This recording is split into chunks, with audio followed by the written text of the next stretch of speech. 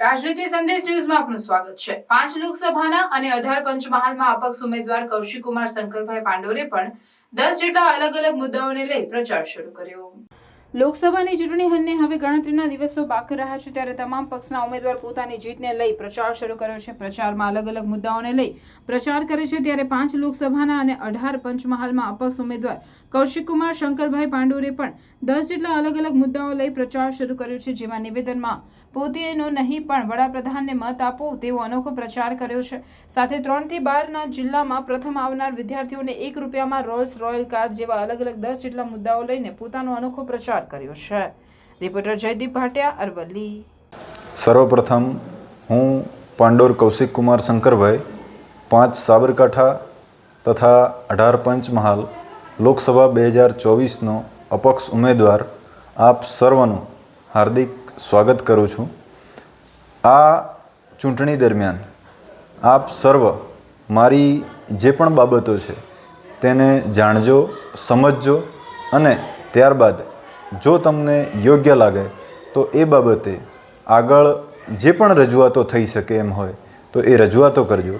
પરંતુ આ ચૂંટણી હું 2 લોકસભાથી કેમ લડી રહ્યો છું તેના કેટલાક કારણો છે, જે કારણો હું આપ સમક્ષ અત્યારે હાલ ટૂંકમાં રજૂ કરું છું।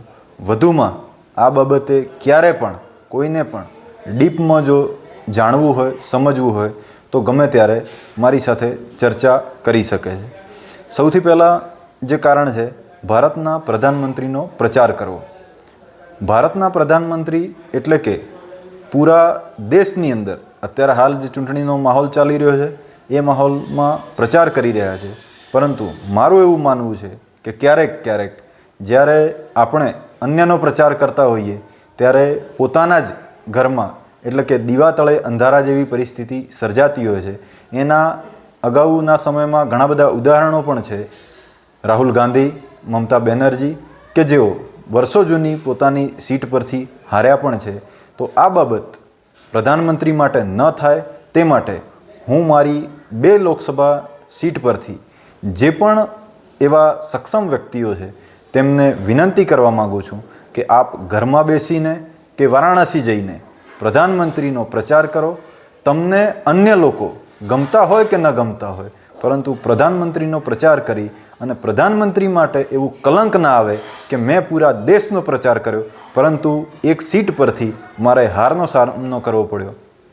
તો આ બાબતની મને ગંભીરતા લાગતા હું ભલે કદાચ મારા પ્રચારમાં આપને એવું જણાય કે આમને વોટ નથી આપવો તો મને એક પણ વોટ ના આપશો 5 સાબરકાંઠામાં અને 18 પંચમહાલમાં તો હું સ્વીકારી લઈશ। પરંતુ જો થોડી ઘણી પણ આપની પાસે આર્થિક અથવા અન્ય જો સગવડ હોય તો મારી વિનંતી છે કે જ્યારે પણ વારાણસીની ચૂંટણી આવે ત્યારે રૂબરૂ જઈ શકો અથવા ફોન પર કરી શકો તો એમનો પ્રચાર કરજો। આગળ કેટલાક ખાસ લોકોનો ભ્રમ છે કે દાખલા તરીકે અત્યારે હાલ એવું કહેતા હોય છે કે પ્રધાનમંત્રીએ દેશની બરબાદી કરી નાખી, પ્રધાનમંત્રી દેશની પનોતી છે। ક્યારેક રાહુલ ગાંધી માટે એવું થતું હોય છે કે રાહુલ ગાંધી પપ્પુ છે। આવા અનેક મુદ્દાઓ છે કે જેને હું સાબિત કરી શકું છું કે બરબાદી એ પ્રધાનમંત્રીએ નહીં પણ મારા જેવા નાલાયક કે જે કરી શકે છે તેમ હોવા છતાં પણ માત્ર મોબાઈલમાં રચ્યા પચ્યા રહેવાનું, લોકોની ટીકા ટિપ્પણીઓ કરવાની, તો એવી જેની આદતો છે એવા ભારતના 10 કરોડ લોકોના લીધે દેશ બરબાદ થઈ રહ્યો છે। પનોતી તો પનોતી પ્રધાનમંત્રી નથી, પનોતી મારા જેવા 10 કરોડ લોકો છે।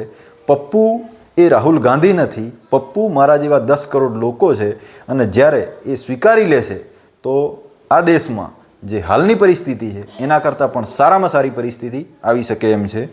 ત્યારબાદ મારી વિનંતી છે કે મારી જે અત્યારે હાલ 5 સાબરકાંઠા અને 18 પંચમહાલની જે જનતા છે એમને અપીલ કરવા માગું છું કે જે રીતે નર્મદાજી દુબઈ જઈ શકતી હોય તો એ રીતે ગંગાજીને હરિદ્વારથી ગુજરાતમાં લાવવાની એક ઈચ્છા છે। પાઇપલાઇનથી આવે, કેનાલથી આવે કે કોઈ પણ હિસાબે આવે, પણ ગંગાજી ગુજરાતમાં આવે, જેથી કરીને ગુજરાતની જે પણ વૃદ્ધ જનતા છે એ વૃદ્ધ જનતા હરિદ્વાર સુધી ન જઈ શકે તો ગુજરાતમાં પણ ગંગાનું સ્નાન કરી શકે। એ એક બાબત છે। ત્યારબાદ મેકોલેની જે શિક્ષણ નીતિ હતી એ મેકોલેની શિક્ષણ નીતિને હું બદલવા માગું છું અને એમાં એક નાનકડો પ્રોજેક્ટ તૈયાર કર્યો છે જેનું નામ વડબીજ આપેલું છે. વડબીજમાં એવું છે કે ધોરણ 3થી 12ના બાળકોને એક વિષય એમની પસંદગીનો આપવાનો કે જેથી કરીને બાળક પોતાની પસંદગીના વિષયની આઝાદી મેળવી અન્ય વિષયોમાં પણ વધુમાં વધુ કામગીરી કરી શકે. ત્યારબાદ મેં એવું નક્કી કર્યું છે કે જો કદાચ સરકાર તરફથી થોડી ઘણી સહાયના રૂપે એટલે કે વીમો અને પાસિંગ ટેક્સ જે પણ ગણવામાં આવતો હોય એ થોડો ઘણો જો સરકાર રાહત આપતી હોય તો હું મારા 5 સાબરકાંઠા અને 18 પંચમહાલના ધોરણ 3થી 12માં ભણતા તમામ બાળકો માટે કે જેઓ જિલ્લામાં પ્રથમ આવે તેમને રોલ્સ રોય કારમાં બેસાડી અને ગોધરાથી ગબ્બર સુધીની મુસાફરી કરાવવા માગું છું 1 રૂપિયાની અંદર, કે જેથી કરીને અન્ય બાળકોને પ્રેરણા મળે કે જે બાળકો જિલ્લામાં પ્રથમ આવ્યા એ બાળકોને અમીરમાં અમીર લોકો પણ જે ગાડીમાં બેસવાનું સપનું નથી જોઈ શકતા એ ગાડીમાં ગરીબમાં ગરીબ બાળકોને પણ બેસવાનો મોકો મળ્યો છે, જેના કારણે શિક્ષણ અને શિક્ષણની ગુણવત્તા સારામાં સારી બને એ બાબતનો એક પ્રયાસ કરી રહ્યો છું. બીજું કે અત્યારે હાલની તારીખમાં તમામ સમાજમાં દારૂ, દોરા, ડીજે, ડંકો અને દીકુ આ એક એવી બીમારી છે કે જેના કારણે અસંખ્ય યુવાધન બરબાદ થઈ રહ્યું છે.